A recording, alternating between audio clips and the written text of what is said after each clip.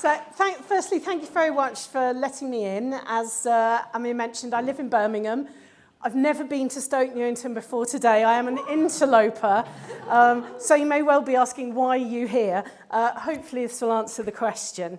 I will talk very, very briefly about me. Then I'll talk very, very briefly about the sources that I've used for the stuff I've found out. Then I will go through what I found out.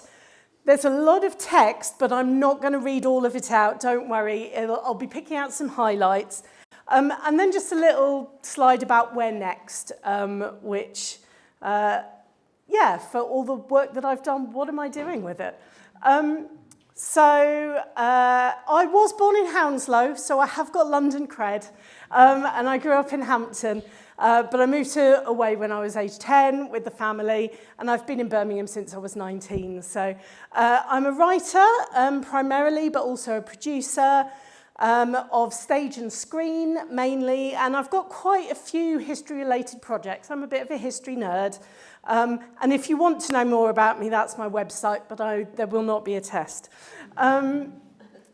So the sources that I used, it all started one fateful day when I was reading BBC History magazine in August 2016, and it had this article, Churchill on roller skates, all about this weird bylaw in Stoke Newington in 1910, trying to ban roller skating. And I was just completely taken with this idea of youngsters in Edwardian dresses razzing around the streets and Churchill getting involved in this. So the idea permeated, and it was quite a while before I started doing any serious research on it.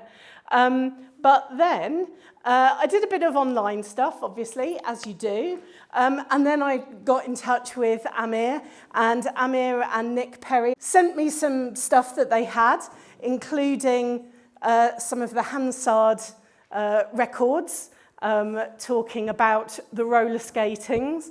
As I say, I'm not going to read everything out, but I'll leave it there for you to have a look at. I then visited Hackney Archives quite recently, so big shout out to Hackney Archives, who were super, super helpful. And that was mainly to look at the agendas and minutes of the council meetings to see what was said. Fascinating. And then I went to the Public Record Office to find all the correspondence in Parliament about it. Lots of very dodgy-looking documents like this that you had to handle terribly carefully. So here are some early skaters, as you can see. Contrary to popular knowledge, people tend to think of roller skates as like 1950s, 1960s, but they were actually invented in 1760. And a lot of it is due to scientific advancements. But the craze, the big roller skating craze in the UK, took off in about 1908. And all the kids were roller skating, much to the consternation of all the adults. That's not entirely true. But by 1910, which is when I'm looking at with this bylaw, there were 500 indoor roller skating rinks across the UK. And there were 17,000 people employed in the roller skating industry in the UK. So it was huge. But also, interestingly, it was particularly popular with young women. I will lead you to draw your own conclusions about why that might be. So obviously, I then had to, having never been to Stoke Newington, I then had to find out a little bit. And again, a lot of you will know more about this than me. But just in that period leading up to 1910, that Victorian, late Victorian, early Edwardian, lots of changes taking place with the railway coming, the libraries coming, the theatre coming, and then electricity in 1906. So lots of big societal changes. And particularly in Stoke Newington, a really interesting place. As Amir's already mentioned, the largest concentration of Quakers in London, and the smallest London borough. But interestingly, all the council members were independent. They weren't affiliated to political parties, at least officially. So a kind of hotbed of change and questioning and science. So really, really interesting place for this all to happen. In terms of 1910 as a year as well, again, lots of interesting things happening. There was a change of king, there were 2 general elections, we have early air travel taking off as well, women's suffrage movement, and again, we're moving towards the tensions in Europe and the First World War. But also things like the Girl Guides being established, so there was this real air of change. So, now we come on to what actually happened. Brace yourselves. So, it all starts in March 1910. Woolwich Borough Council makes a bylaw about roller skating and asks Stoke Newington to do the same. So, Stoke Newington goes to London County Council and says, please support our proposal. London County Council says, no, we don't support it. There's a small number of complaints received. Basically, they just said, forget it, leave it alone. Stoke Newington, spoiler alert, did not leave it alone. They then referred it to their General Purposes Committee to have a look at the issue. And then by October, they've adopted this proposed bylaw and they have submitted this. So this is what they want. No person shall, on any public footway in the borough, rink or skate on rollers, wheels, or other mechanical contrivances. So that's what they want to happen. Fairly straightforward. Under the rules of submitting bylaws, if nobody does anything, the processes of government will happen, and 40 days later, it will come into force. That might have been the end of it, but it wasn't. The bylaw is received by the Home Office in October. They request a report from the Commissioner of Police. The police report says, yes, this is a nuisance, we would support this bylaw. Hackney and Stoke Newington Chamber of Commerce writes in support of it as well. Done deal, right?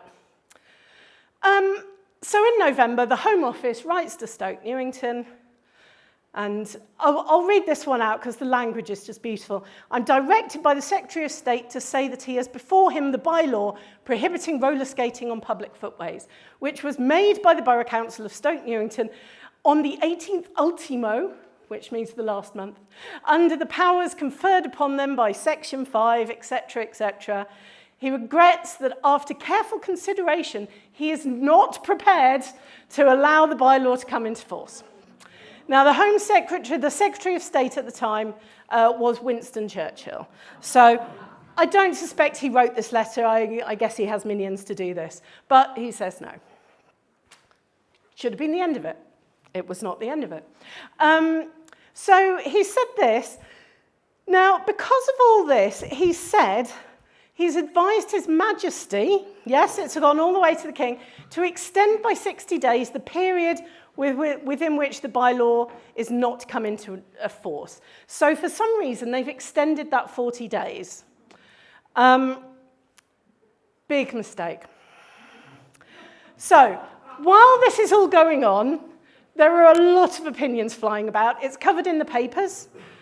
Local people are writing in. One of my favourites is this letter here, which is from a young boy. He doesn't say his name, his age. But thank you from my friends and I for permitting us to use our roller skates in the streets. They all gave 3 cheers for Mr. Churchill. Isn't that wonderful? But as you can see, sane public opinion, we think, will be on the side of the borough councils. So what happened? In December, Stoke Newington says, no, we are not withdrawing our bylaw. Sane public opinion is apparently with us. But then the Home Office restates Mr. Churchill is not satisfied that a case is made for this bylaw. However, and again, another mistake, he would support adding to the danger of passengers. So this is all about you can roller skate, but if you're doing it dangerously, you shouldn't be allowed to. Much like our dangerous driving law today. Stoke Newington then writes to all the other London boroughs going, where do you stand on this roller skating thing? And then they report in their findings what everyone else says. So you can see in favour of the bylaw with the Home Secretary's traditional words, Finsbury, Holborn, Westminster, not prohibiting roller skating, Paddington, would take no action, all of those ones, huge indifference across the board from a lot of London councils. Greenwich and Hackney didn't even bother answering. Did they leave it? No, they did not.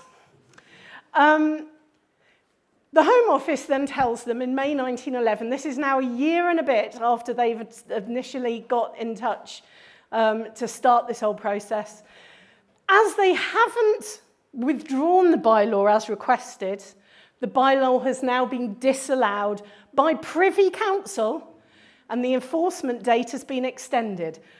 I'm still not sure what this means, why they can disallow it but still have an enforcement date. But anyway, they have now officially withdrawn the bylaw. In November, Stoke Newington submits a new bylaw.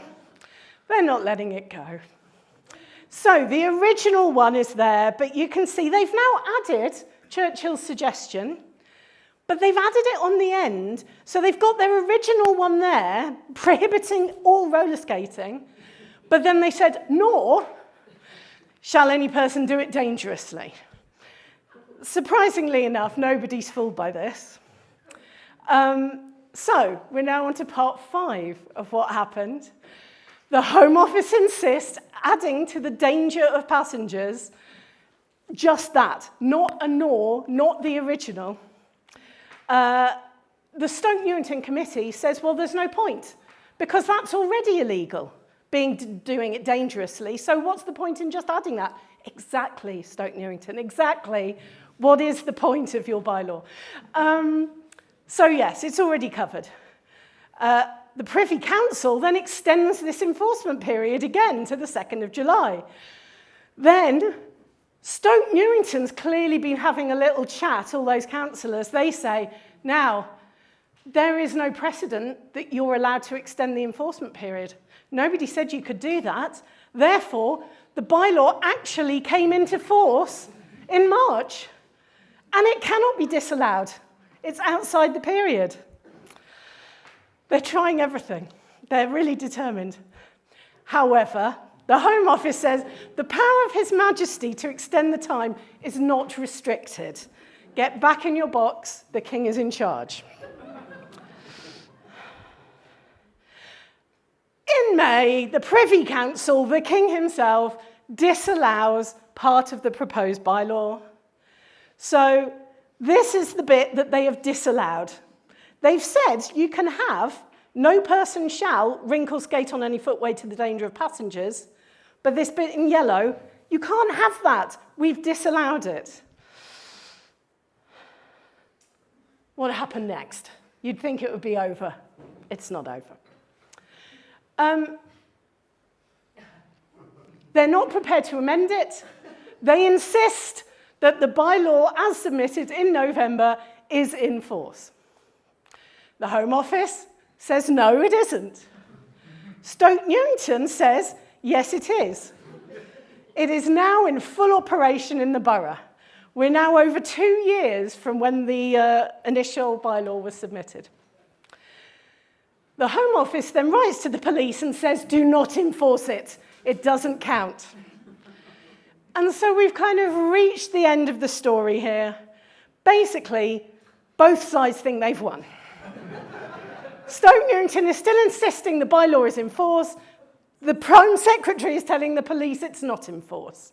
And this lovely 1910 roller skating girl, well, the ultimate irony of the whole saga is that nobody's roller skating anymore. All the kids are now going to the cinema. The roller skating craze is over. And to my knowledge, no one was ever prosecuted under that bylaw in any form. So I just love this story. The more detail it goes into, the more I love it. So if you are interested, there are the main arguments for and against this bylaw. And a lot of it, which I'll identify on the next slide, are lots of things that might apply to other things today that you might be thinking of. But there's things like poor kids can't afford to go to the roller skater rink, so you've got to let them skate in the street. But then they shouldn't do it on the pavements, they can go to Clissold Park and do it. It's an annoying craze that will eventually go away. They weren't wrong. And this was actually one of the arguments that Churchill put forward, if it's going to be criminalised, it should cover the whole of London, not just one borough. How are people going to know when they're crossing the borderline from legal skating to illegal skating? And I love this picture with all my heart. This kid has obviously just won some kind of roller skating competition. Look at the poor thing. Why his mother did that to him, I don't know. But this whole argument in Stoke Newington and in Parliament as well really highlighted a lot of big issues, social issues. A lot of it was about rich versus poor. Why are you focusing on the roller skating working class kids who are a bit annoying on pavements, not these newfangled motor cars that the rich people are driving up and down and killing people with? What's the why the kids? Leave them alone. Obviously, old versus young. If you look at pictures of what the town councillors looked like in Stoke Newington in 1910, diversity was not a major factor, it was primarily something that was affecting kids. The adults were largely roller skating in the rinks, and obviously are mainly at work a lot of the time. It's these tearaway youngsters that the old mustachioed white men in their council robes were trying to control. It's also a big thing of local versus national. Who has control over Stoke Newington? Is it Stoke Newington Borough Council, or is it Winston Churchill miles away in London trying to tell us what to do? There were a lot of those things about enforcing power and who gets to decide what within the borough. Also, this whole thing of, is it dangerous, is it annoying? There were two old ladies who died. Both may have been related in some way to being slightly knocked over or bumped by someone on roller skates. This was taken by the anti-roller skating people and really played up as, these kids are dangerous, they're killing people. There isn't really any evidence for that. As one of the ladies didn't die for a long time, and one had dementia and told all kinds of strange stories, and there's no evidence that there was a roller skater anywhere near her. But that didn't stop the opposition using that story. And then all this thing about who holds authority and power within the borough, in the country, on the streets. For sure, it's not the working class kids on skates. So a lot of these issues all coalesced around this strange bylaw tussle that had no effect ultimately. So going forward, my big question, so I started looking at this, I started researching this because I'm a writer, and I thought this would make a great film. I can see now all the roller skating down the streets, the people in their mayoral robes, Churchill in the corridors of power. But the question is, who's my main character? Am I following the leader of the council and his massive battle and the headache of these kids and Churchill and Torn? Or am I following one of the kids? Is it the story of what happened in Stoke Newington, of all the factions getting behind this kid that just wants to skate? Is it Churchill's story as a young man, not yet Prime Minister? I think he was only 26 at the time. Who's my main character? What's the story that I'm telling? And that's something I still haven't decided, but I think it's going to be a skater. And then the next question, is my film taking place in Stoke Newington, or is it taking place in New Stokington? And that's really a question of what is the film or the stage play that I want to write? Is it about the history, and am I setting the expectation that it's going to be really accurate? Or am I using this as an inspiration to write something that's kind of much more fantasised and it doesn't use the real people and isn't based in Stoke Newington specifically? And again, I'm not sure, I haven't decided yet. And then this, is it stage? Is it like Starlight Express for 1910 with people in Edwardian costumes zinging around? Does it take place at a skate park even? Do we have people dressed up in, mayoral robes striding across the skate park as kids go skating around? Or is it a movie? Is it like, a period drama, English period drama? I don't know. I still haven't decided. And then a couple of people have already mentioned this to me today. Dangerous line bikes, kids, hazard, teenagers speeding along pavements. Exactly the same argument 100 years later about kids on wheels and who has the power, what they should do about it, who has control. Is it a nuisance or is it dangerous? So in some way, I think it's really important to weave that in, and it's not just a story about 1910. It is a story about our attitude as a society to new innovations and tearaway youngsters. Thank you so much. Oh, my water.